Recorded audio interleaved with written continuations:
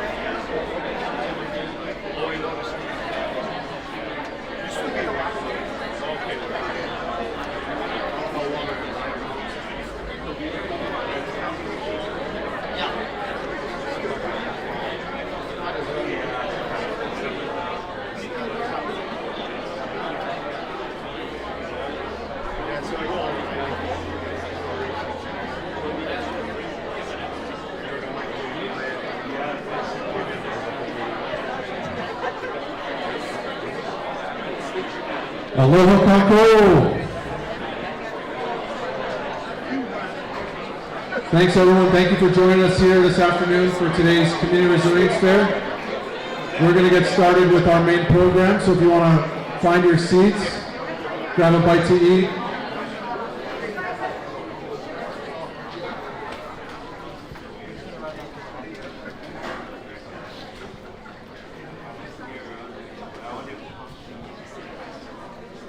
Thank you. Good to see all of you here. My name is James Hustace. I'm your council member here for District 9, and I'm grateful to co-sponsor today's event with Hawaiian Electric. So big mahalo to them for partnering on this, coming out in the community, engaging with you, helping to answer questions. As we bring together community, sharing information, resources, building partnerships, and finding solutions, especially here in the Waikōloa community.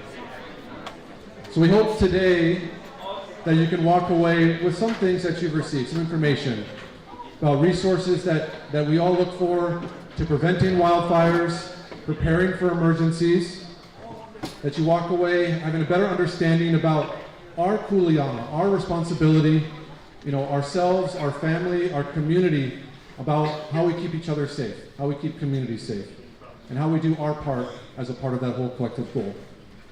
And also that we're learning from our partners here in the community. All these nonprofit organizations, these county agencies, and private entities, how they're a partner in this conversation as well. So you've kind of been made your way around a little bit. We've had this open house for the first hour. And then right now we're gonna have a presentation from Hawaiian Electric for the next 15-20 minutes. They're gonna be talking about their wildfire mitigation plan, their public safety power shutoff, and their overall strategies, especially as it relates here to the Waikōloa community. Following that, we're going to have a panel discussion with some key partners in this whole conversation about community resilience and emergency preparedness. And at the tail end of that, before we close tonight, will be another opportunity to engage with a lot of our nonprofit organizations and entities here in the room to continue asking those questions that you might have that maybe weren't answered by the panel. I first off want to mahalo all the partners that are here today. So first a big shout out to Hawaiian Electric with Jen Zelko, Kristen Okinaka, Dave Kurohara, and Shari Thornton for their work in helping us partner and bringing this to the community here.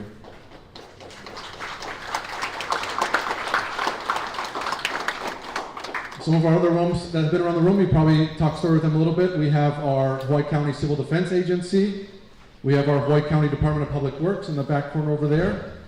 We have representatives and information from Hawaii Energy, also from our county Hawaii Fire Department, our Hawaii Police Department, and over here on this side we have Hawaii Wildfire Management Organization. On the far side we have Hawaii Water Service. We have Pōhakuloa Training Area and the team there, Team Rubicon, Wildfire Safety Advocates of Waikōloa, and they're the ones who have the popcorn in the back. And I want a big shout out to the team there, especially Matt Chalker helping us with the AV. We're also live streaming this on youtube.com/@wildfirewaikoloa. So this is being live streamed to the community. Over on this side we have WVA Firewise. And if you want to visit their table, I encourage you to stop by for just a couple minutes. They'll ask some questions and help you answer some questions about a community needs assessment. So it takes some time to engage with the partners there. We also have our team from Vibrant Hawaii. And I want a big mahalo to Waikōloa Village Association for bringing this space together for us as well.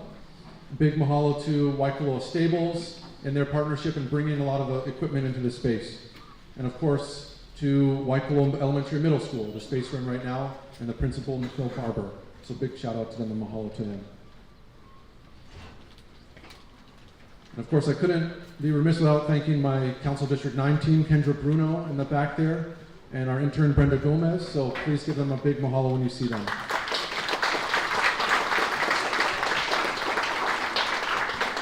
At some point, Senator Richards might be stopping by to visit as well. Representative Lowen wished she could be here. She's on Oahu, and Representative Tarnas is away as well. So they all send their regards and wish they could be here in the community. A couple of housekeeping things. Our exits are on the corners of the rooms, as you've probably seen. Bathroom locations. Men, Kane, on audience right side, stage left, and then the women on this side over here, on your left-hand side. Don't forget that there's a passport at the front, and I think a lot of you have made your way around the room already, gotten signatures or stamps. You can be entered in for a prize drawing at the end of tonight's event. So that's an opportunity to engage with each of these partners in the room to run for that drawing. In the back, please enjoy food and beverages. Get something to drink, get something to eat as we go through these presentations. Please remember that this is an alcohol, drug-free, smoke-free campus, so please respect that. And at this point, I want to welcome up our first guest, Mr. Colton Ching, who is the Senior Vice President for Planning Technology with Hawaiian Electric. He's been responsible for the planning. Thank you, Colton. Mr. Ching is responsible for planning Hawaiian Electric's 100% renewable energy grid and the procurement of cost-effective, reliable, resilient renewable resources, and to really fulfill those plans of Hawaiian Electric. He's also responsible for developing and managing Hawaiian Electric strategies and budgets for the transmission and distribution system. And he previously served as Vice President of Energy Delivery, as well as Vice President of System Operation and Planning, and has a 33-year utility experience. He resides in Kaneohe, and we're grateful to have him here join us today and share some thoughts on the direction of Hawaiian Electric. So big mahalo to Mr. Colton Ching. Thank you so much.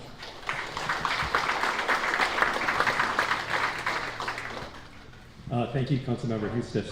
I think that was his very polite way of saying that I'm old. So thank you all for coming here this evening.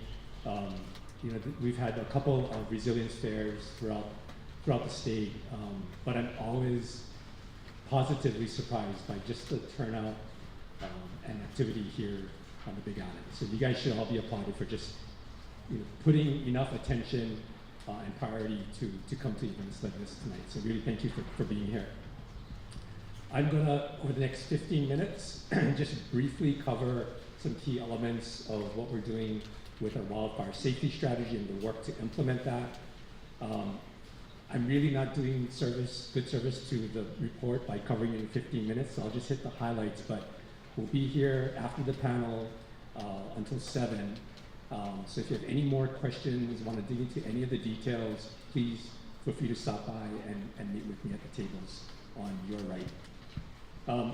So the wildfire safety strategy that I'm going to be covering is something that we developed over the course of 2024. And when we kicked off the process to develop our strategy, we developed it from the perspective of what Hawaiian Electric needs to do as our responsibility, as our requirements to keep all of our communities safe. And when you think about safety from a wildfire perspective, one of the key things that we focused on early on, before we even developed the plan, was to understand that keeping our public and our communities safe from wildfires covers many, many different aspects, well beyond what our responsibility is at Hawaiian Electric. And so not only did we develop a wildfire plan for utility infrastructure, but we developed it in conjunction with and in consultation with many folks, many stakeholders, many members of the community, and many of the organizations that you see out here at the various tables, whether they're government, nonprofits, other utilities, and the like. And when you think about all of us collectively as residents of Hawaii and our roles, it really spans across all 4 of these areas shown here, right? It's not just about like what Hawaiian Electric is focused on in reducing ignitions, but it's also reducing the amount of fuels that we have on all of our different lands, because ignitions can come from many different sources. And when you have an ignition, you really want to prevent those ignitions from becoming fires and having smaller fires becoming larger ones. It also includes the more obvious things like fire suppression, right? So when we think about wildfires, the first thing we think about are our first responders, including the fire departments, right? County, state, and federal, who are protecting us. They have a role, but it's just one element of keeping the public safe. And then what may often be forgotten, and Elizabeth, I'm sure, will talk about it in her panel, is that we all individually and our communities have responsibility as well, because we have a role in keeping our individual homes and communities safe as well, right? Minimizing the fuels in our areas, thinking about how we plan the standards and materials we use to construct our communities, and then all of the way we think about how do we prepare ourselves, what kind of routes of ingress and egress do we have for community members and our first responders. So all of these things together play a role in our community safety when it comes to things like wildfires. And we developed our little piece, highlighted in blue there, for utility infrastructure wildfire safety, in recognition that there's a much broader whole of society challenge that we all face. So with that in mind, we developed our wildfire safety strategy with a few key objectives. We wanted to really upfront identify across all 5 islands that we serve, including the Big Island, areas of the greatest wildfire risks coming from potential or possible ignitions from the electric utility infrastructure. The state and others have existing wildfire risk maps, but that comes from all potential sources of ignition. What we wanted to have is a map that showed risk areas based upon wildfire potentials from utility infrastructure ignitions if they were to occur. So we developed that. We really then want to address the drivers of that risk, and for an electric utility is really addressing the drivers that could potentially become a source of ignition. And I'll cover a little bit of the things we identified there. We knew from the very beginning that our strategy will be better if we start talking with stakeholders that I mentioned before at the beginning of the process. So the very start of this strategy was done through us holding a 2-day symposium in Hilo, including over 100 folks from various organizations, so that we can share information, learn together what other utilities are doing to reduce wildfire risk, whether they're in California, Puerto Rico, Australia, and some other states that I'm sure I'm missing at this point. So that we could all share what information we had so that we could launch our wildfire strategy development without having to start from scratch, right? Really leverage what everyone knew. And then we recognize that the strategy that we develop is a point-in-time strategy, right? We know that it's not perfect. We know that we can get better. We can develop better strategies with better solutions over time.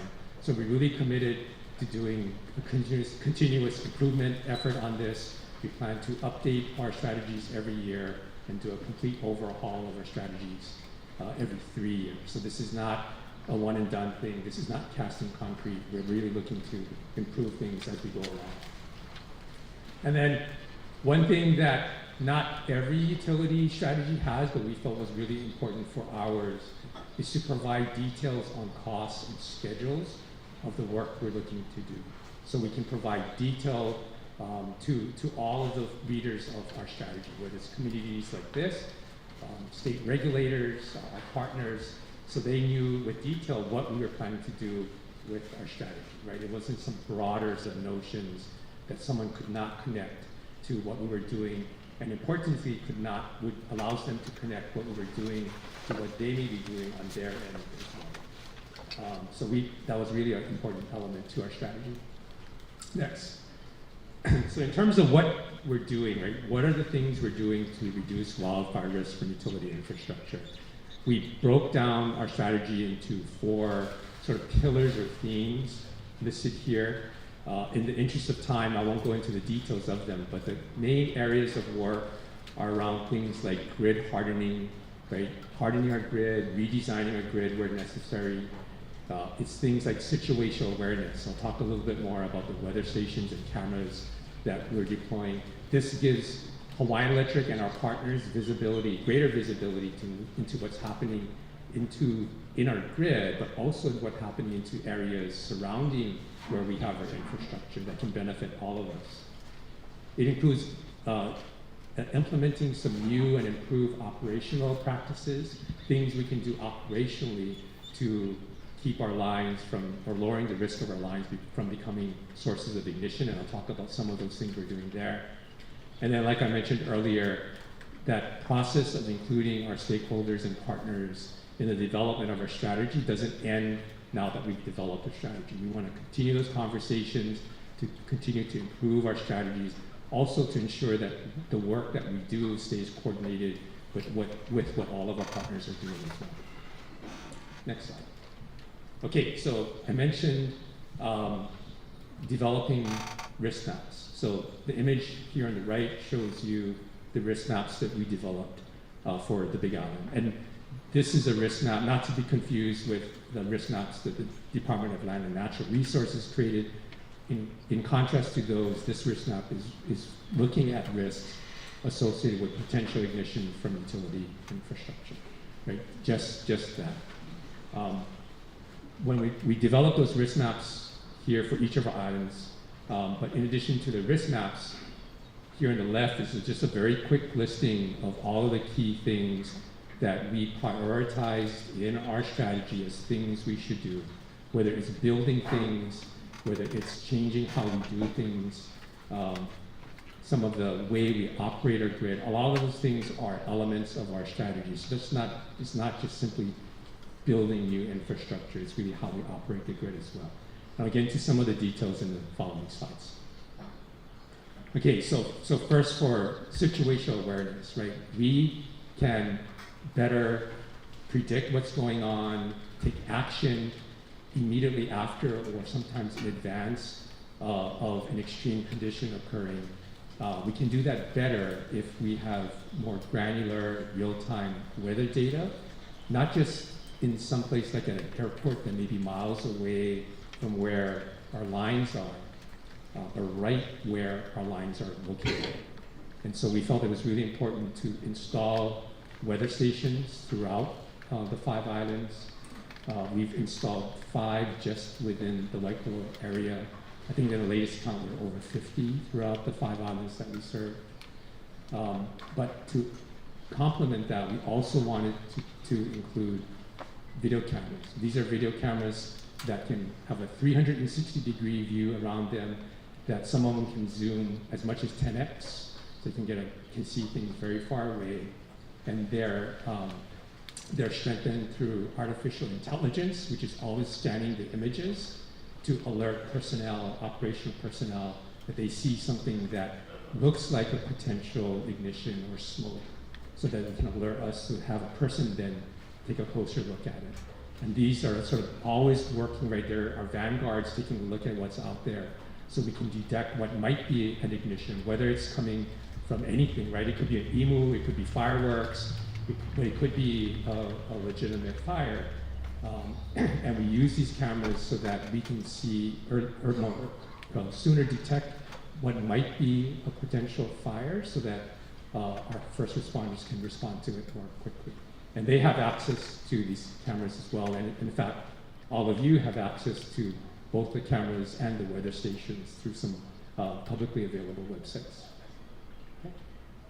Oh, and we have 3 of those cameras installed in the Waikōloa area, and the 4th's coming in shortly. Okay, so that's situational awareness and improvements we're making there and what's in our plan.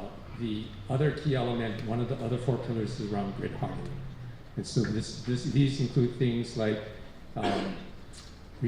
putting in stronger poles, improving some of our detective and protective devices on our system, putting in some sensors on our grid. Here on the right, we show what we've done just in the Waikōloa area. We've replaced and upgraded 2 relays, which are basically computers that protect circuits and can shut those circuits down very, very quickly. Replaced conductors, which are the wires stringing from pole to pole. We replaced some smaller copper wires with much stronger aluminum wires. We replaced 16 wooden poles. We've installed 77 fault circuit indicators. I'm not sure if we have an example of one here, but an FCI, or fault circuit indicator, is a device that can sense when there's a problem on a circuit, and then it tells our linemen and troublemen which direction it sends the issue, so we can more quickly address a problem that may be occurring on our grid. We have fuses, just like how you have breakers or fuses at your home or in your car.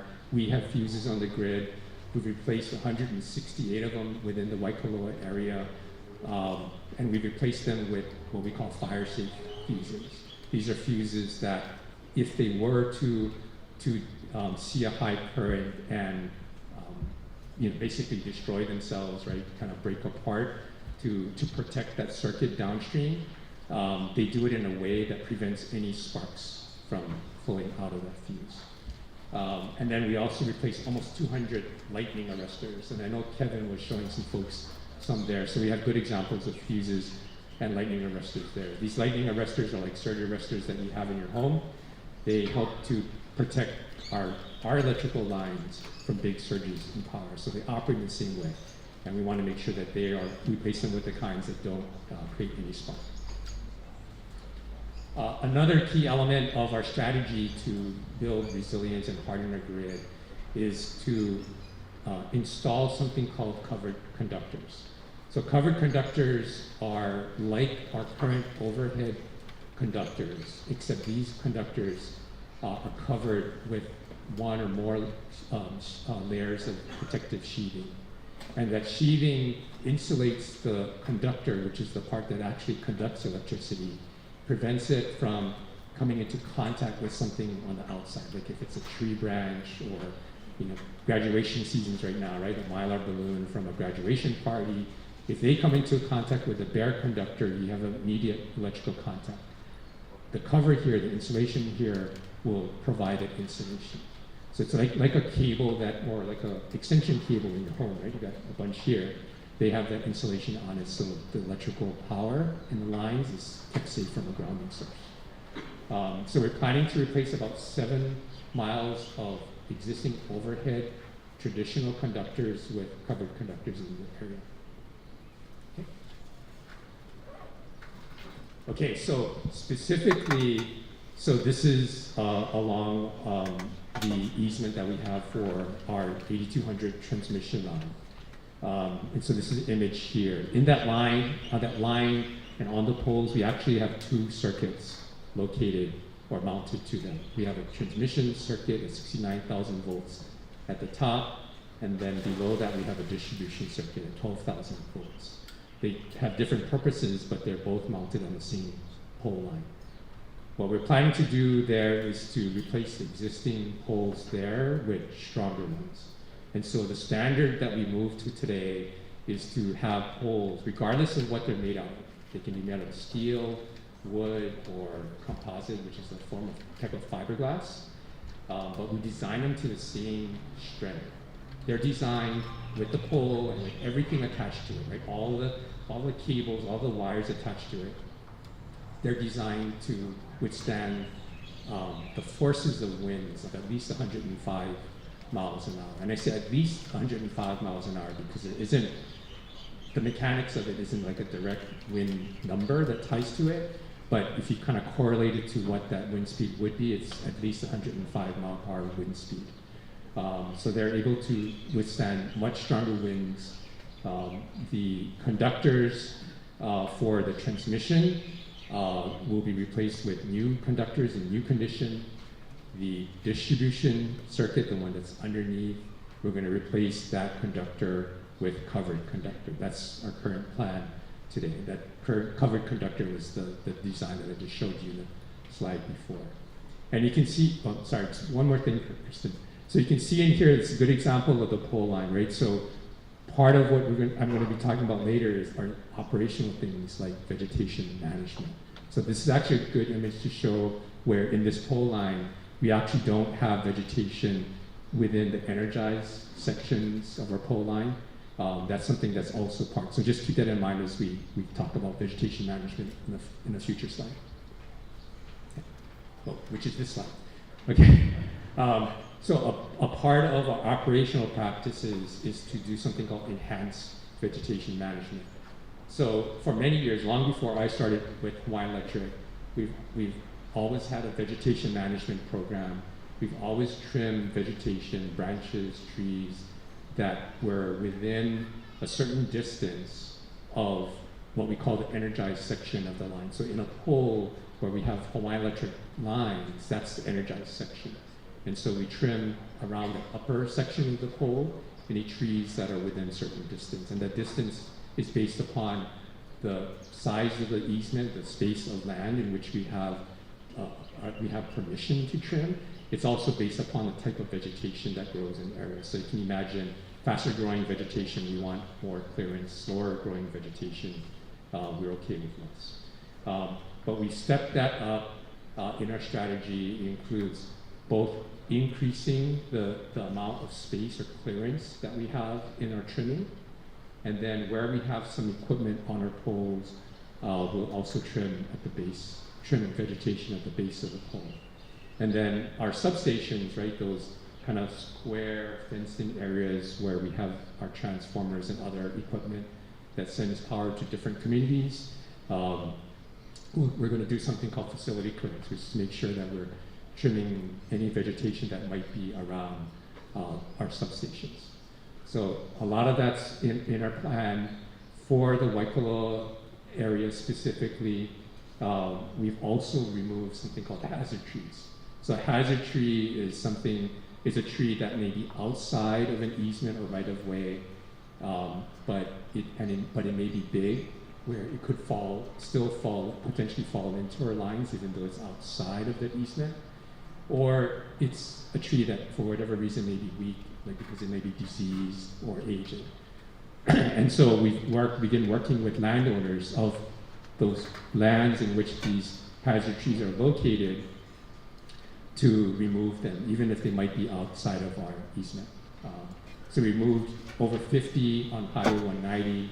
We're looking to do more trimming beyond what we've done. Our goal is to do the majority, if not all, of the vegetation trimming for 2025 by the end of June. And we wanted to try and get it done in the first half of the year because, as I think we're going to talk about in the panel today, wildfire risk in our communities grow, right, from July, the mid to late summer into the fall period. So we want to get that trimming done before we got into these periods of greater risk. Another operational practice that we implemented is something called enhanced fast trip and block reclose. I know it's a utility term, doesn't make a whole lot of sense, but the way to think about this is that our protective devices, our relays, which that rectangular box on the top is a picture of. It's a computer that's always monitoring an electric circuit. And what it does is it's looking for an anomaly where the amount of power on that circuit suddenly changes. And that's an indication that we have a fault on the circuit. These relays can operate very, very quickly, and we've set, through enhanced fast trip, we've set them to effectively trip immediately. We're talking just microsecond speed to de-energize the circuit. And that helps to reduce something that comes into contact with our line, or if a line were to fall, it reduces the chances of that line falling or that contact from becoming an ignition, because we eliminate the energy of electricity much, much more quickly than the normal settings. Now, it comes with trade-offs, right? That and the blocking of reclose, which means we will shut it down and we will not turn it back on until we manually scan the line to ensure it's okay. That comes with a trade-off, right? It can result in an outage to customers when the outage occurs, rather than sometimes, and you may have experienced this, where the outage is, say, 5 to 6 seconds long and then the power comes back.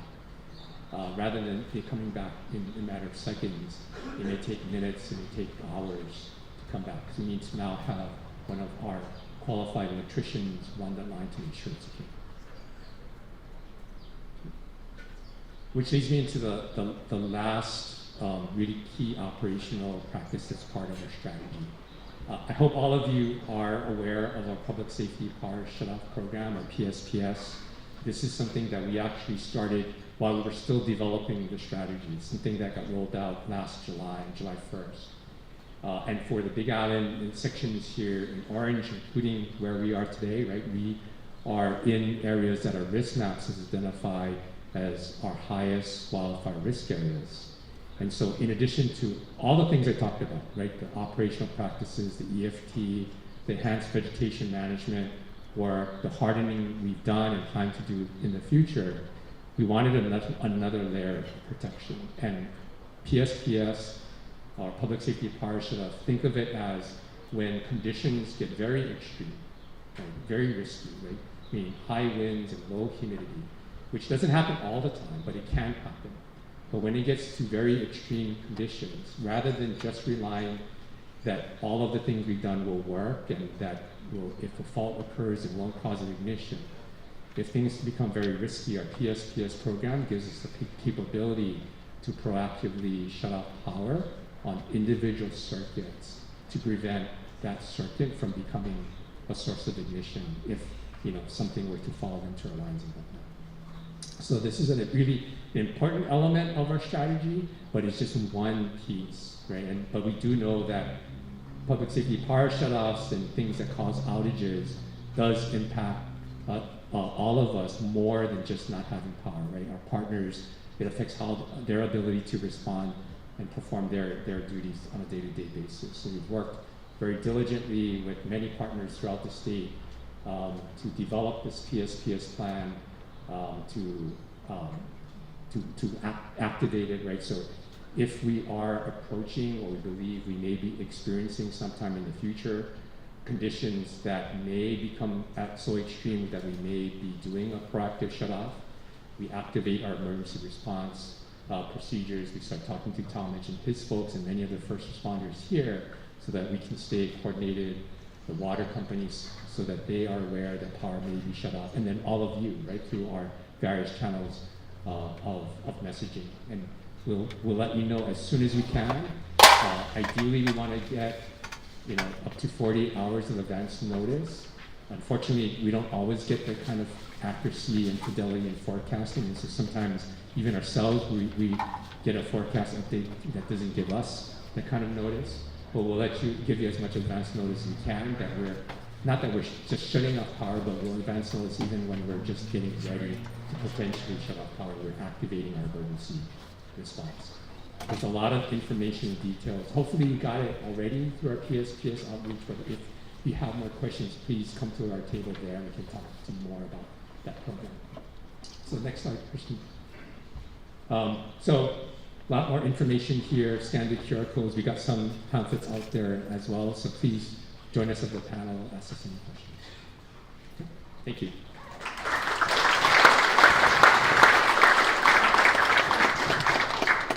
Am I in trouble for running long? Thanks, Colton. And if I could just welcome panelists up on stage, we'll get set here for our panel discussion. Big mahalo to Colton, Ching, and Hawaiian Electric there.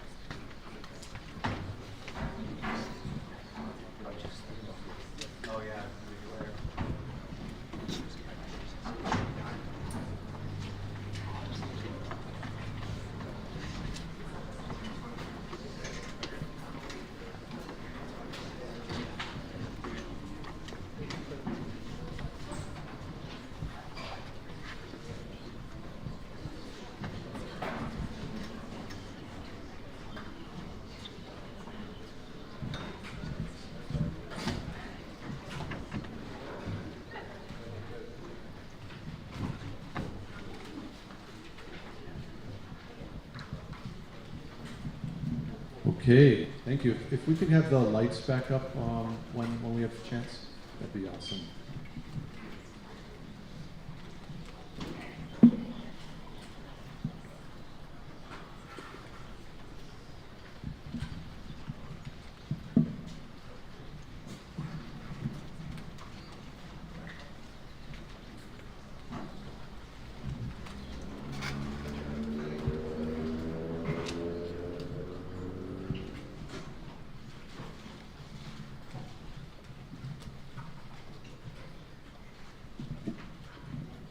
All right, a wealth of knowledge there from Hawaiian Electric. So big thank you to Hawaiian Electric, Colton, Ching, for diving into those and really, educating us on the pieces and the things you're working on as an entity for the safety of our community. So thank you for sharing some of those details. And a lot there.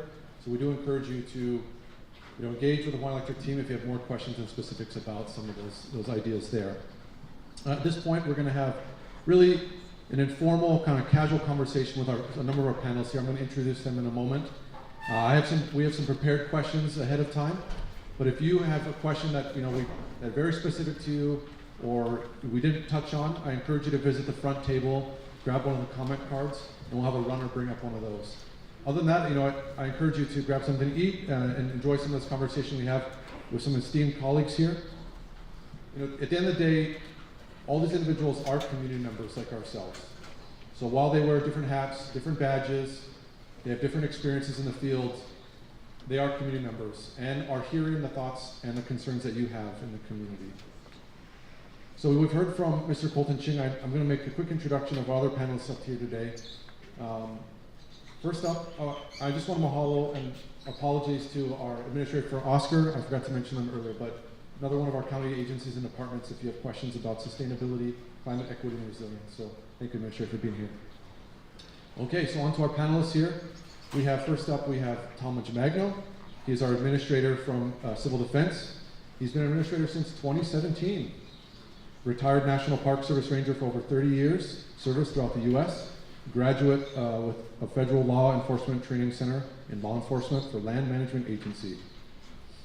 So thank you, Talmadge, for joining us here this evening. And they're not in any particular order. I said, buddy up with someone you're close to or someone you don't know, so they're kind of sitting kind of kapakahi.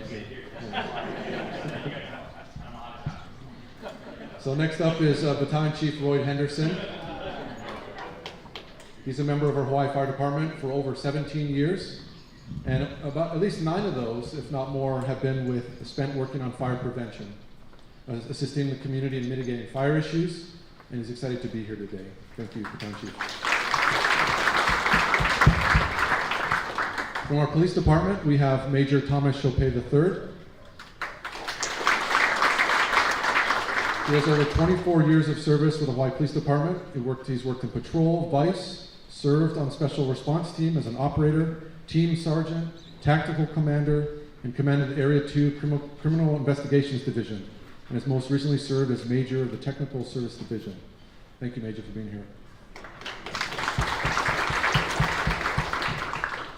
We thought we wanted to bring in some of our Pōhakuloa, partners, since they're not too far from the community here, and they're one of those key components in a lot of our disaster mitigation and response efforts. So representing our Pōhakuloa team today, we have 2 members. We have our Garrison Command Sergeant Major Daniel Cromer.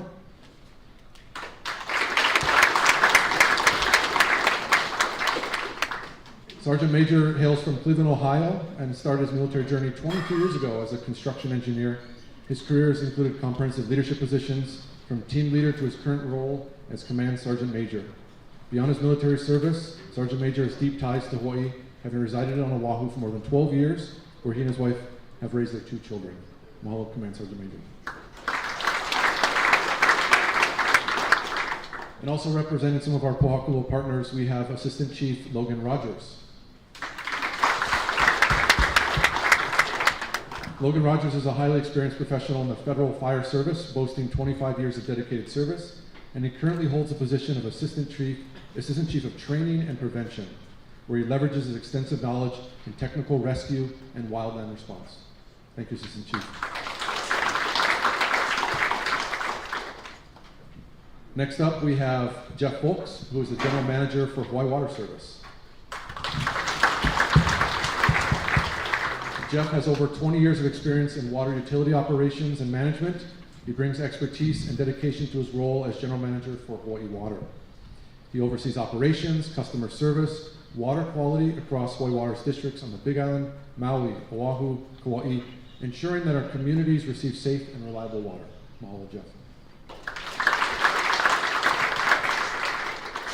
We also wanted to have a conversation with some of our key community nonprofits as well. So we have a couple members up here. First up, we have Elizabeth Pickett. She is the co-executive director for Hawaii Wildfire Management Organization. And since 2008, Elizabeth has worked with staff and partners all across Hawaii and the Western Pacific to lead and implement multi-partner wildfire mitigation, education, and planning projects. She's also co-lead for Pacific Fire Exchange Science Communication Project and that's co-led by the University of Hawaii, and serves as the vice chair for the Big Island Wildfire Coordinating Group. Mahalo, Elizabeth. And a lot of you know this last gentleman, he's kind of helped out with the live stream here this evening, a lot of our technical expertise here tonight. So I want to mahalo Matt Chalker for joining us here.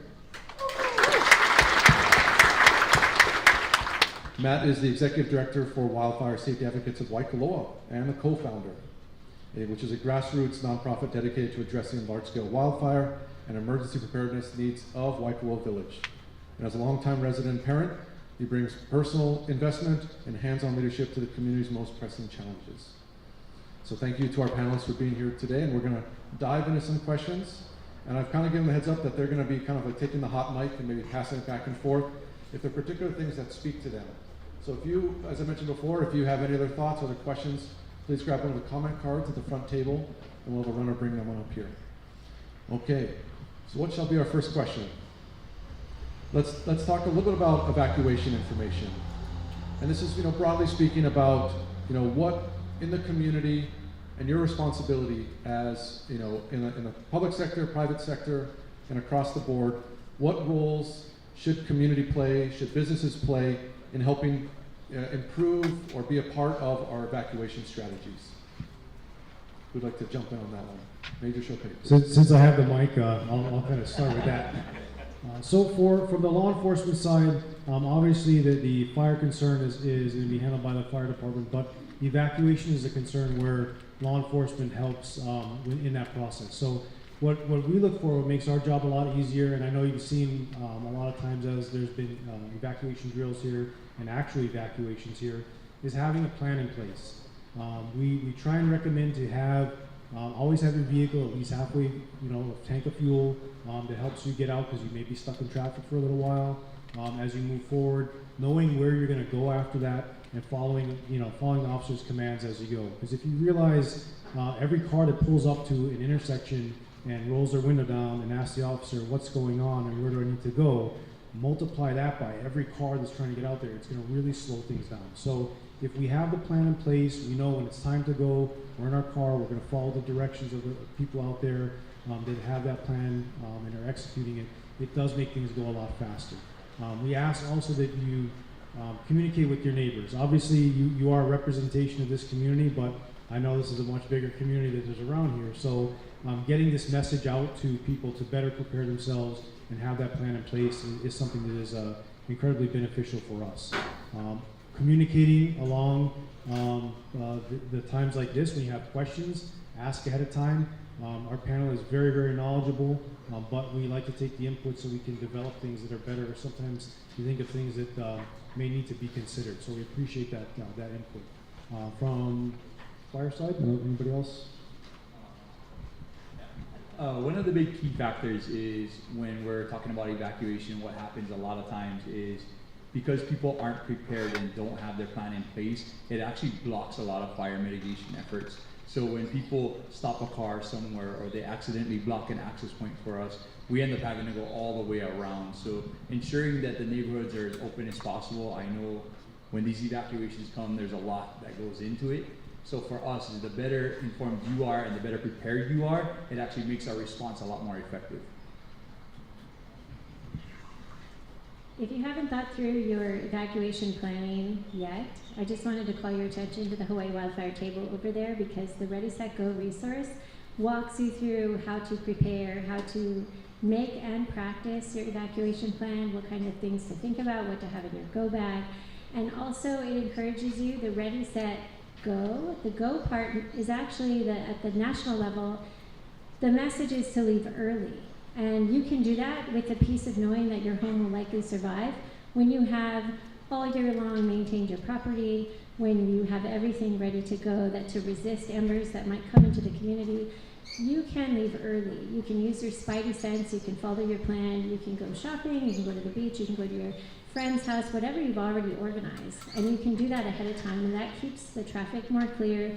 It keeps you out of way for responders to come in. So all of those decisions about how to prepare for evacuation you should also be thinking about what can I have done ahead of time. It's the time to clean your yard, the time to prepare your home is not when you've been asked to evacuate and at the last minute.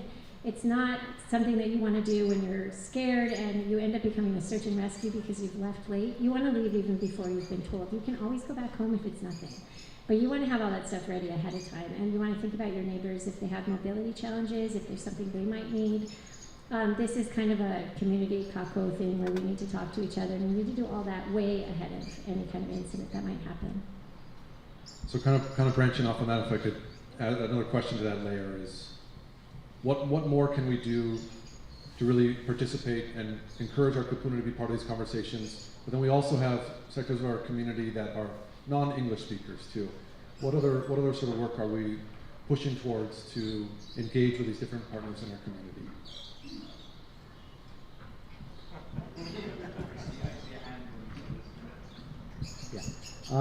It's accessibility. It's repeating the message, it's saying it over and over and over and over again. It's simplifying it. It's getting it in different venues. We're looking at making single hand flyers that are in all different languages and passing them out in all the different housing areas in the region.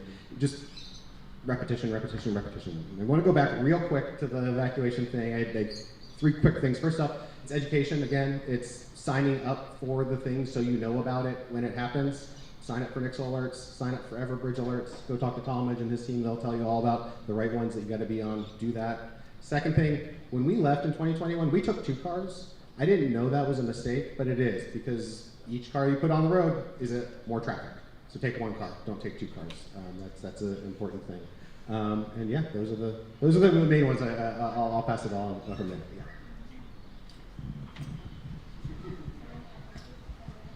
Yeah. Yeah, please, and then Talmadge, yeah. I was Please. just going to mention that some of our resources are in 5 languages. So if you have friends and neighbors that speak Japanese, Tagalog, Hawaiian, I'm forgetting which all that we have, but we have a lot of the fire preparedness materials in other languages. So please know about that and refer your neighbors to that if that's more comfortable. Thank you, Elizabeth. Talmadge, yeah. All right, evacuations and reaching out to kupuna. So we're always trying to engage and find nexus into the different communities. So this week we met with the faith-based community who have, large followings, a lot of the South Pacific Islanders, and so, we look to different groups and these community meetings to be making those contacts so that we can reach the kupuna and those folks that aren't coming to these meetings. And then, following up on the evacuation piece, the plans are definitely critical that you guys know what you're going to do, but you got to know how to get the messages, and Matt kind of referred to that. But there's multiple ways to get your messages, and you need to be able to get them in several ways. We just installed 2 sirens into this community. That's one of them. People don't realize what the sirens mean. The sirens mean, and they can be used for all hazards. Basically, go to the way that you receive your messages, whether you get them on your cell phone, your radio, or your TV. So you hear the siren, you gotta go to those items to get your emergency message. What does it mean? If you got situation awareness ahead of time, you see that plume of smoke, well, maybe that siren going off is related to that plume of smoke telling me that I have to evacuate or something. When it gets to that point, it's time to take action. So we've got our Everbridge that was mentioned already. That'll be specific information as to what to do. And then we also have the integrated public alert warning system, which will be the radio message, the TV message, and the wireless message that you'll receive. All those are ways to get your messages, but you've got to understand what's happening and then have your plan to take action. Thank you, Talmadge. You're kind of branching off on a little bit, still staying in the evacuation route. We have our team from Public Works here. So what is the partnership you've had with Civil Defense and Public Works to identify some of these physical identification of some of our evacuation routes? And what more can we do to improve that messaging out in the community? Well, any designation and improvements and maintenance for those routes are done by Public Works. And they are the experts in roadways, and so they look at it, how they can improve. and they'll look at the roads after, say, like events, like flooding events. They'll go take a look at those roads to see what kind of repairs need to be done to them. Whether they need turnouts added just in case cars break down and so forth. So we go to them for the roadway expertise. What was the second part of the question? Just that collaboration you have with Public Works, yeah. And what more can we do to improve some of that signage and identification? Right, so as part of your planning, now is the time that you go out there and you see the evacuation route signs. As was said previously, you don't want to wait for that stress period when you're under the gun looking for the evacuation route to determine where things are. Because I drove in here, I see the signs, they're there right now. And then we'll hold August 2nd, we've got flyers right now. We'll hold a Hulu Holo Holo event again. We do it during the summer, we do it during the winter to catch the snowbirds. We'll exercise that route so that you guys are aware and experience it.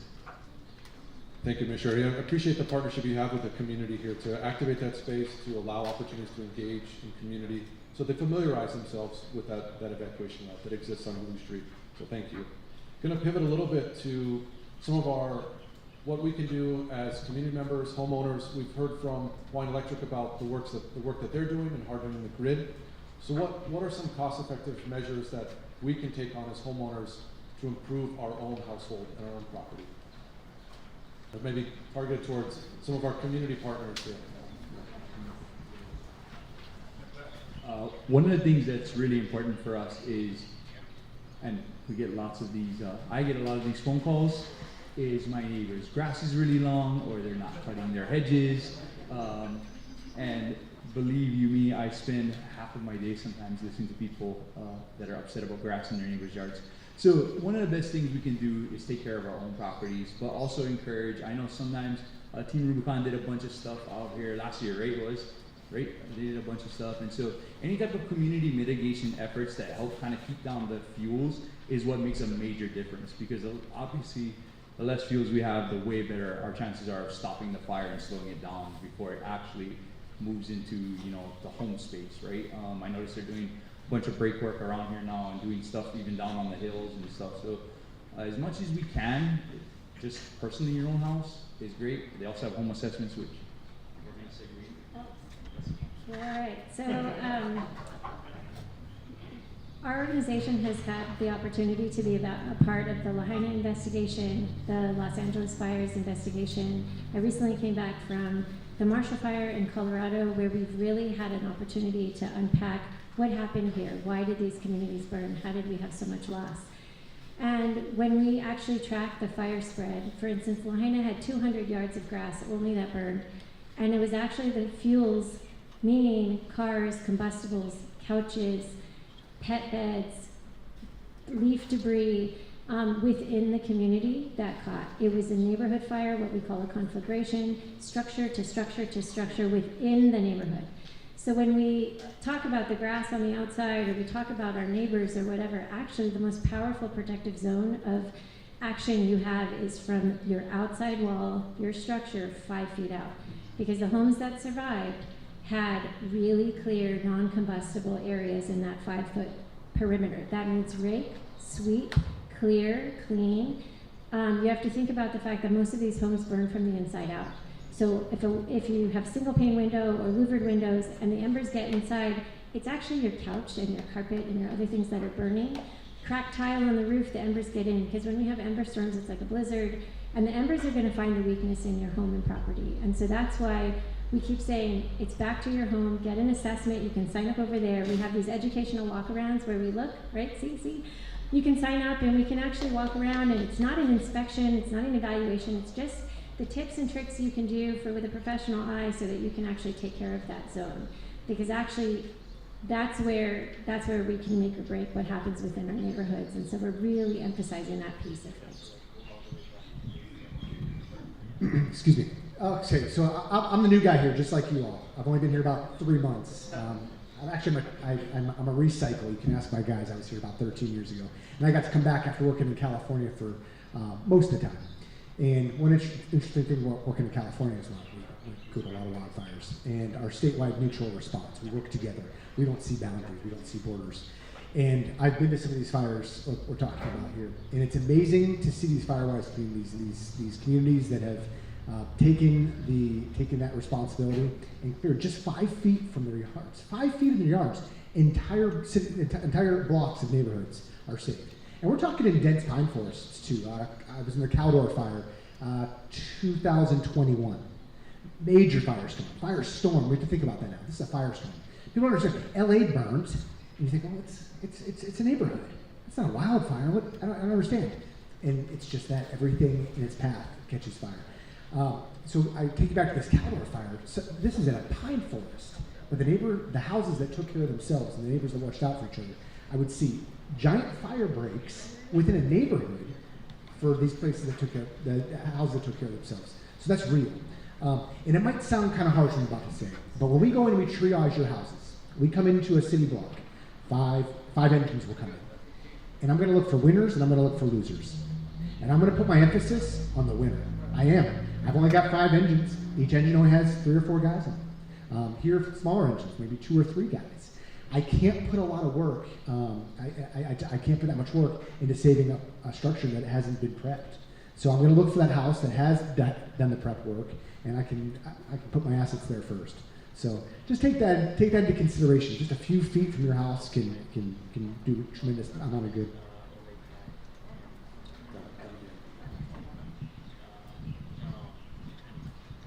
Okay, so it's not physical, and it's not going to stop a fire on your house, but I do have one more thing that everyone can do that is very, very easy. You're all doing it right now. You're participating. You're showing up, and you're being interested, and you're writing letters, and you're learning about the whole system, and you're showing up. I'm so thrilled that this man is sitting next to me right now. It's a big deal that we have people coming in from Oahu to look at our little community. It hasn't happened before, and this is because the community is demanding it. And the way to do that is by showing up to these meetings, by emailing, by learning the names of your representatives, and participating, showing up. So I appreciate that, and thank you.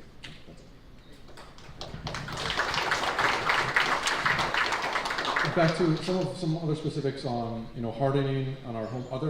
Are you familiar with any specific building materials or other things that we can do? And Elizabeth, you started kind of mentioning a couple key pieces. What are some other things and other materials that are easy fixes for a home that could be preventative?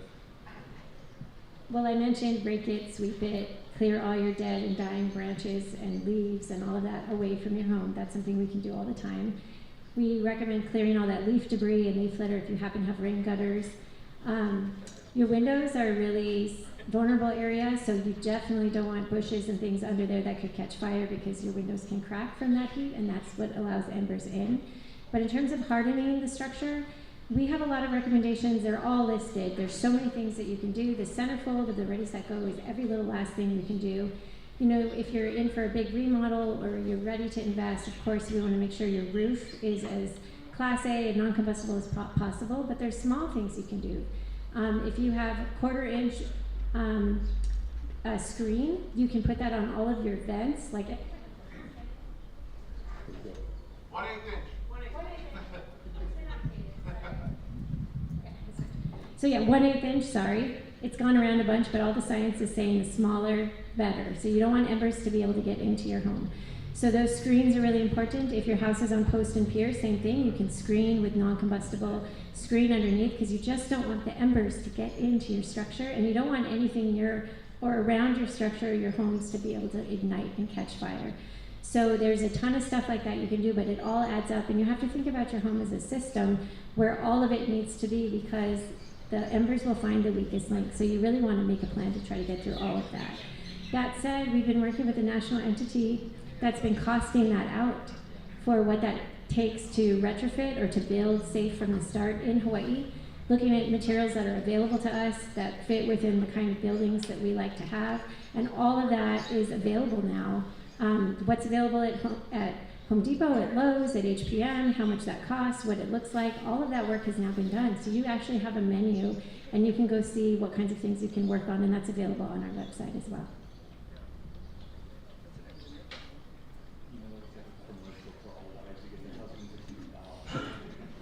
Some of us wives do our own work. So, I mean, that's really at the homeowner level. How do we push and incentivize the community to make these big steps forward? So we talk to homeowners, we have buy-in from community members. What have you seen, and what are the challenges and hurdles, and what have you been successful to the communities now taking it on as a whole responsibility? How can we do to make that next step? You know who's the most important person up here, right? Well, it's like this. I mean, really, we're doing this together. Like, we all care about our communities, and that spreads. We started off with a few communities who'd experienced fire a bunch of times, like this one, and they just rallied and started small in a living room, and slowly it grows. And some of these efforts, we can get creative, we can make them fun, we can have potlucks, we can do stuff together, but it grows, right? I mean, I know you said we've never done this before, but we've done this like 100 times. And this is where it's grown, though. I mean, my first meeting was here 17 years ago in this building. And it was small and people didn't care yet, but then people start to care as they start to experience fire over and over again. So we had Lahaina happen, we had communities come out of the woodworks to realize they have risk. And the more fun you can make it, the more generous, the more kind, the more community building it can be, the more that grows. And now we have a network of firewise communities across the island, across the state, and everybody's doing it together. It's super Hawaii style to do things together because we care about each other. And then when it's fun, and then when you see places like Kahiki Nui burn and then not lose any structures because we had firewise efforts going on in those areas, that motivates people even further. So getting that message out and just modeling it. Do your work around your home, inspire your neighbors, ask if you can help them instead of calling this guy to go yell at them. Ask if you can help. But I mean, that's really what we need to do, is model it, and we can allow it to grow in that way. I think a lot of people look at the penalties and they want people to just do, it's like that responsibility is outside of them, but actually we can do our own homes and yards. We can model that message. You can sign up for a home assessment and then take action and then get other people to sign up for it. You can work with all these folks at these tables who are trying to also rally. So, is that a commercial too? I was just saying, the wives are pretty happy that they do this stuff. Thank you. Let's tackle some of our other utility sides. So one of our guests up here is Waikōloa's, unique in a sense that we have private water. So we have Geoff Fulks here. So I wanted to kind of talk a little bit about our water supply and the improvements that you're making as an entity to support community and kind of the challenges you're facing on that water supply. So you have that unique relationship with our fire departments, both at the federal level and at the county level, and even our state partners that come together and we call them on call. So Geoff, what are you seeing and what are you doing as an entity to support the community here? Yeah, thank you very much. So we do have some really good things in this community regarding our water system. So if you don't all know, all of the wells are Mauka, right? They're all up above the village, right? And they're all kind of in a line on the same elevation, right? There's 8 of them. Of those 8 wells, we always strive to keep them operational. Like Hana here is in the audience, and Hana's our assistant general manager, and trust me, he keeps those wells running, all of them. We keep backup parts on hand. Like we knew that we're on an island, right? We can't just get stuff trucked in from the mainland. So we spend a lot of money to keep spare parts on hand for the stuff that we can. These are big wells. I want you to know they're really, really deep. They're 1,300 feet deep in some instances. So to get to that water lens, you got to go way down. So they're big motors. Of those 8 wells that we have, half of them have backup generators. Those are diesel fuels. They're in what we call convaults. They're sealed in concrete, so they're fire. They can withstand fire. I don't know the exact fire rating, but the convaults can really handle a decent fire. Fortunately, pardon me? Yeah, convaults are awesome. They're most industries use them when you need to protect your fuel source, right? Luckily, the goats keep, like if you guys want to go on a well site, let me know. I'll take you up there. The goats keep a pretty good job of keeping the fuel down around our sites, right? And so, but with those 4 backup generators that we have a pretty good backup we can keep half the wells running on diesel fuel. As long as we can get fuel coming in, we can keep those wells running. On Maui, we were without electricity for, I want to say 20 days. And so, you know, as long as we had a fuel source, we were able to take, our system is right next to the Lahaina, so as long as we were able to get fuel in, we could keep the generators running for 20 days. So we never went out, we never lost water on Maui. So yeah, that's good, and it's a gravity-fed system, right? So you don't need, even if we lose our power, you're still going to have water because the water's up there sitting and it's just gravity flows nicely down through this community, right? So you're going to have water initially. But what we really ask, what I really would like the community to do is if you lose power, please don't irrigate. Like, go shut off. Some people have battery backups on their landscaping timer clocks. Please don't irrigate when the water's out. If more than half, roughly, I'll call it 60% of the water that we produce goes to grass or outdoor usage, keeping those trees alive and all that vegetation within your house. But so if you'll stop irrigating, you can pretty much double the amount of, you'll double the water supply that we have by not doing that. And the third thing I would ask is, please call us. Miss Agnes is sitting over here in the corner, and she's our customer service manager. And so get this out to your neighbors, get this out to the Ohana. Please call us and update us with a good email address or a good cell phone number, because we do follow all the other channels. We'll send out text messages, we'll email you, we'll put it on our website, any alerts that we have whenever we need conservation efforts. So yeah, I think for water we're pretty well protected. We are looking at putting in a 5th backup generator. Those things are about $1 million. And so like come check it out. They sit inside of a 40-foot container. They're massive and they're expensive. But I was here a few months ago on the rate case that we're doing, so we got to be sensitive. There's a rate of return on investing in reliability, and then you can over-invest in reliability, right? You may never use a 5th generator. So there are decisions that we make there. But yeah, I think that kind of, Thank you. yeah. We'll kind of pass it on along to the chief and then to Matt. Yeah, so I'm from the Army Fire Department, Pōhakuloa, up on the mountain. You guys, all right, so we're good neighbors, right? We're all friends with each other. We don't read each other's badges to see who we are. So if you go up Mauka, if you go up to the upper highway, and you might see something that looks like a giant water catchment. And you see these speckled all over the place on this side. And that's exactly what it is, but we use it for our helicopter, our Bambi buckets, for water support. So PTA has 3 on the KMA, that's the Keamuku, that's all that grassland when you go up the DKI highway. And we offer that up to the helicopters to use at any time. Kimo, how many gallons are our dip tanks over there? You know offhand? 80,000. 80,000 gallons. We keep those topped off. And then, like any good neighbors, we're going to offer that to everyone here. So, in those helicopters. 2 quick things to add to the water conversation. We do have a little bit of concern. We're working through this, and everyone's going to talk about it, about PSPS reducing water pressure over time. Of course, we can continue to pump in diesel gas, and we appreciate that, but we are interested in exploring some situation where we either have windmills or solar or something that wouldn't be turned off and could be perpetually maintaining the water pressure there. That's something we will be advocating for moving forward. I would be remiss if I dropped that. The other thing is that we did learn after the Los Angeles fires that a lot of the water pressure that was lost came from each house that burned down. It just turns into an open spigot. All of the pipes are open all of a sudden, and it's just dumping water out. And there isn't a really good solution to this quite yet. I hesitate to make a suggestion that everyone should turn off their water. It's probably a bad idea. But something to start thinking about with all of these people up on the table here. Please consider all of those issues. So, Colton, did you want to just chime in there about overall resilience and kind of our targeted goals, especially from the utility sector? We have reliance and dependence on imported fuels and kind of the trajectory we're moving towards. Yeah, so big picture from an entire island and state perspective.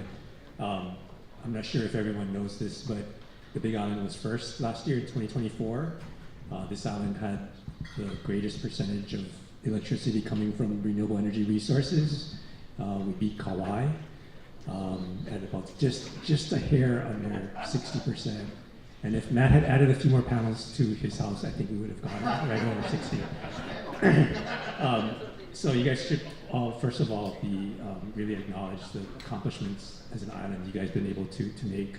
But we want to get to 100%, and we want to get there as quickly as we can, but doing it affordably and reliably. So that's from a total island perspective basis. And the more we do that, we still may have a generator that may be now located away from where our homes are. But part of the way we're getting to the levels of renewables that we have today is from things that we have on our individual homes and businesses, right? Or solar panels. A lot of us now are putting in battery systems as well. So this is not a water company, right? This is not going to be like a Geoff scale solution. But for all of us in our homes, like one of the things that we just launched is a new battery incentive program. We call it BYOD Plus, Bring Your Own Device Plus. We're engineers and lawyers, so forgive us for our really bad marketing. But it's a program where we create upfront incentives to make it more affordable for you to add a battery or to add more batteries to your solar system so that the batteries combined with your solar panels can keep your home or small business energized for at least some time, and if it's large enough continuously if we have a public safety power shut off. So things like that can help at an individual level. As Matt was suggesting, for something at like more at an industrial level, they can work with the water companies or wastewater utilities. The Hawaii Public Utilities Commission closed one docket and announced to the public and including us that they're going to set up a new process to look at creating resilience hubs. And these hubs can, as Matt mentioned, can include the installation of a renewable generator, potentially some storage to go along with that, maybe some diesel backup to complement that as well, but ultimately to provide a source of power in an area specifically where you want to create additional resilient resources to provide resilience to a community versus relying on a generator, renewable or otherwise, that may be sitting outside of your area. Thank you, Colton. And just for clarity's sake, and this might be for our chiefs and for Geoff, I see a fire coming. Should I be up on my roof watering the shingles?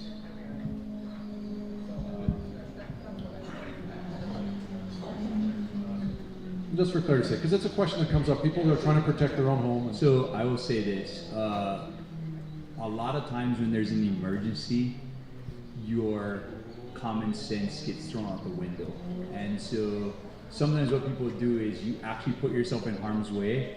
And unfortunately, if we have a relatively small, even between us for the size of the island, firefighting force, if we have to send 3 guys in to pick you up and take you in an ambulance, those are 3 people that aren't helping mitigate the situation. So putting yourself in any type of situation that allows you to be hurt or incapacitated for something that can be replaced just doesn't make good sense. You know? So it's better to have a plan, follow your plan, stick to it, and just kind of go from there. Don't try anything crazier. Trying to put out fires with water hoses, it doesn't work. Thank you, Chief.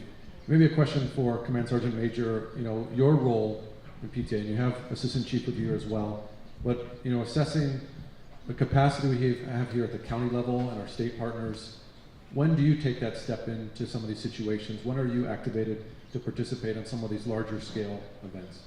Sure. Well, I guess to answer your question, pretty much daily. So for those that of you guys that you don't know, and you traverse over DKI, you know, going from the west side all the way past PTA and down to mile marker about 17 on the east side, if you were in a motor vehicle accident or required medical assistance, it's our brave firefighters and our paramedics that respond. So when you call 911, Hawaii County reaches out to our fire department, and they're the ones that respond. And that's including everything on Mauna Kea. Just a little, you know, census plug here. In 2024, our fire department won the Community Partnership Award for the entire Department of Defense.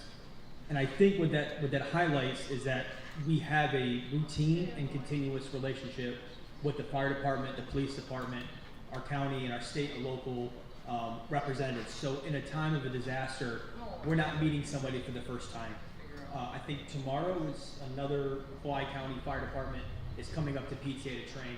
And that's a pretty habitual training that we do with our Hawaii County Fire Department.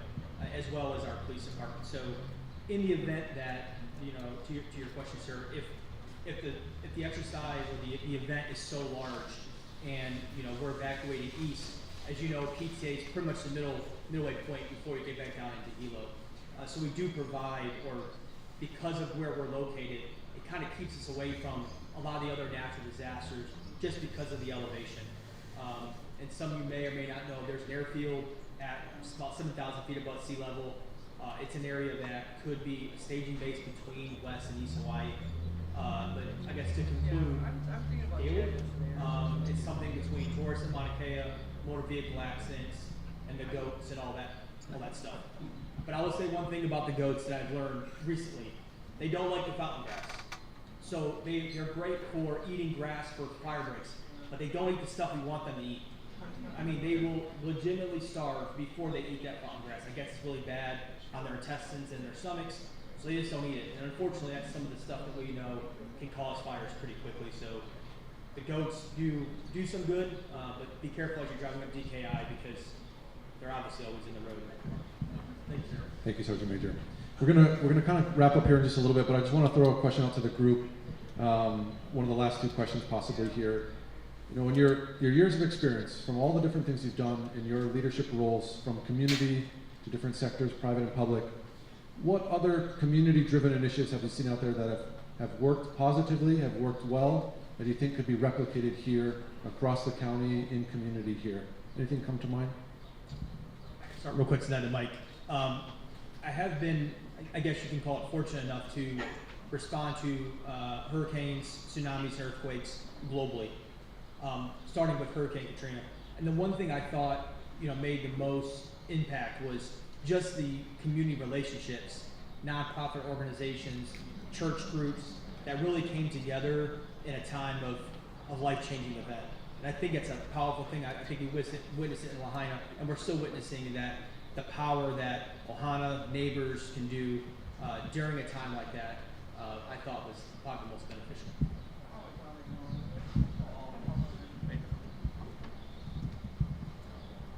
So this might sound very off the wall, but organization that I find quite inspirational for wildfire safety advocates is Mothers Against Drunk Driving, MAD. Because that's a community group that got together and they were like, we need some change and we are gonna demand it. And it took them a long time. They were really upset about things that happened to their kids for years and years and years and years. And they kept talking about it over and over and over again. Eventually they got attention and then the laws changed. The drunk driving, the DUI numbers changed all over the place. And I view us as saying a similar thing for fire parents, or for fire breaks, or for a revolving fund for roads for communities that don't have it, things like that. But it's a slow mounting thing that keep on repeating the issues, get the attention of the decision makers, have them make some changes.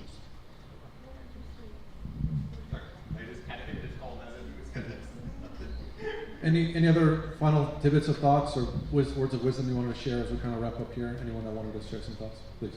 I might just acknowledge that, our organization has been around for 25 years, and it's been little by little by little, but always together. And then when Lahaina happened, and everybody all of a sudden was more alerted, aware, concerned, scared, motivated, the fact that we already had the partnerships in place, everyone on the stage and more and across the state, that we've been collaborating, we've been building together under the radar, because not everybody cared, but we were all linked up already. We were able to meet that need. There were 3 bills that passed in this last session that were focused on wildfire, and they were informed. They were supported by lots of advocacy, but also there was a readiness because the information was already available after years and years of building it together, even though it was under the radar. But it was the collaboration and the communication and the coordination the whole way through that made all of that possible. So it's not an outside example, but it's actually like, I can't believe we're not shouting from the rooftops anymore, but we have lots of participation, even so much we don't know what to do with, and we're trying to manage it all, but it took actually a big thing happening to get everybody elevated, but now it can be coordinated and make sense and get us to a better place because we started off with solid collaboration. I think I'll speak on behalf of the military community. We have something called DISCA. That's, hold on, it's an acronym. It's about 5 letters. Defense in Support of Civil Authorities, okay? And under Watto Canyon Fire 2010 in Colorado, I'm watching all these helicopters from Fort Carson assisting, okay? Yeah, Colorado guy? Okay, you know that fire. It's Black Forest. Yeah, you're Black Forest as well. I was back here for Black Forest, but anyhow, same thing with the C-130s that are dropping that slurry, right? I see an awful lot of those out west as well, and that's a DISCA. I don't necessarily know that we have those agreements. I don't know what the notification process is, but the 25th ID, I was just talking to one of the company commanders. He was looking into some things like this. I do know this. If we have one of our fires that's going to be encroaching on your community, we don't need a DISCA agreement. We have helicopters that are immediately going to come support.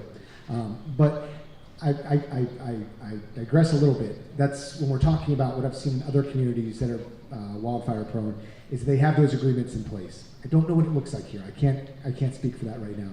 But when we talk about good programs, sir, that's something that we might want to start asking those questions. How DISCA can fall into our communities here. Yeah, I just want to say that I think the foundation for what you're talking about is kind of here on this table, and I mean, I want to also give kudos to Hawaiian Electric, because just recently they invited me to their tabletop exercise. So they have a big tabletop, and they get all these partners together, and they kind of run through, hey, this is what a emergency situation looks like, and what do you think about this, and what resources do you have, and how could this all fit together? When I started in the water industry, like, we had an emergency response plan, and it was just kind of like a binder up in the shelf, and once a year you dust it off, right? And you know, we've undergone just a monumental shift. I think probably most agencies have. We really do practice now emergency preparedness. We have an annual tabletop, and I invite the fire guys, and they come, and so it's cool. You build that community, and we really get practice. Though we train on it, we practice. I don't think it took a genius to figure out what's happening. I mean, you know, in California, the fires are it's just every year almost seems worse, right? Just across the West, here in Hawaii. So none of us are geniuses that we're starting to, like, we've been training on this for a long time, but we've just been experiencing it too. So we need to keep that up and just keep going. We can't stop on building this ohana here of just numerous partners. Look at the partners on this stage, right? And so we're all a piece of this, but we all gotta, like somebody mentioned it, we all have to know each other ahead of the crisis. You know, you don't want to exchange business cards in a crisis, right? And we saw that on Maui. I will tell you one of the heartfelt examples that I unfortunately that we had to go through on Maui was that community came together, like when we needed fuel, and this is just the good side of human nature, right? In a crisis. When we needed fuel to get to our wells to keep them running and stuff, we had certain suppliers were, you know, I had POs to certain suppliers, so those are my fuel suppliers. None of that mattered. Like the guy he was like, I don't even have. He's like, Hawaii Water, you need fuel? Yeah. I can't pay you. I got no way to pay you right now. He's like, just don't worry. Like, I got you. Like, nobody cared about any of that. Like, Goodfellow brothers came through and bulldozed paths for the community. I mean, we should see just all the support that was there. We don't ever want to get there. Like, that's why we're here to talk about this. But just that spirit of communication and ohana that will keep us from a tragedy like that. But yeah. So anyway.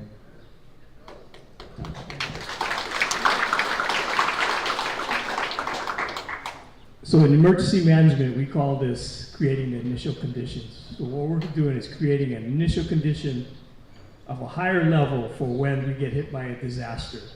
Civil defense, we take care of all hazards. So this is about fire, but we deal with, it's hurricane season. So the camaraderie here, the face-to-face, you guys doing what you can do, this will increase our situation, bettering our conditions if we get hit by the next disaster. So, thank you for coming.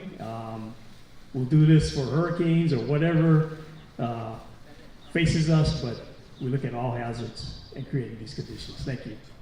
Thank you, Tommy. Thank you. You know, as you can see, these partnerships are key to a lot of these decision making, mitigation, preparedness, emergency planning, and of course, you know, recovery after the fact. And that's not where we want to be. So it's important that we have these conversations ahead of time, that we engage with partners like yourselves in the community to move forward on these issues, to find solutions, and really address the challenge head on. And you know, I want to also mention, you know, Public Works is really key, you know, part of that collaboration in terms of supporting our fire and police during those recovery efforts and during, you know, disaster preparedness and that sort of thing. So I want to mahalo them as well for the work that they do. This is a great panel. You know, I wish we had more time with them, and I want to encourage you to visit with them at their tables for the next half hour plus. They have a wealth of knowledge in their different fields and what they do day to day and the partnerships that they have. So it's really important to bring them here together for the community, for our sake, to have these succinct and clear conversations. But I encourage you to visit with them, so please give them a mahalo for sitting up on the stage with me and answering these questions.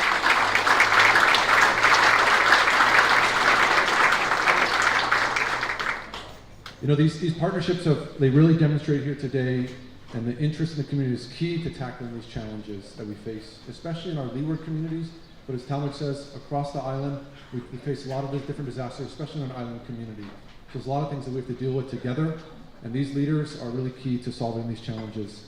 You know, today's Resilience Fair and ongoing engagement is critical for the Waikōloa region, for a lot of our communities where we see a need to match growth and with safety and prevention and mitigation, also while addressing the environmental conditions that we face on an increasing basis.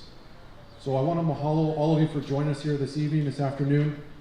Please feel free to take your conversations across the room with these community partners. Ask them different questions, continue to mingle. Please help yourself to some more of the food in the back. It's really been a pleasure having you here, part of this conversation. And we will have a drawing for the bag here in just a moment. So thank you so much to our panel. Thank you, community members. Mahalo.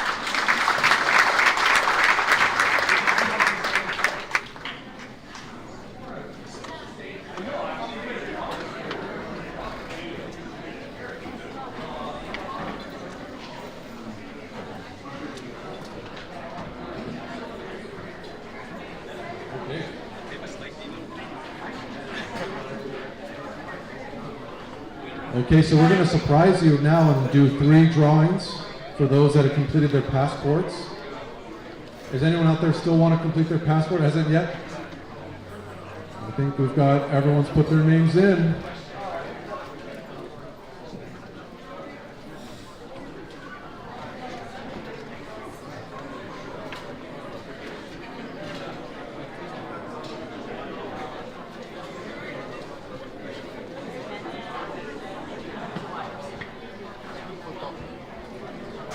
Okay, so we have 3 wonderful drawings, some nice gifts donated by Hawaiian Electric and by Civil Defense.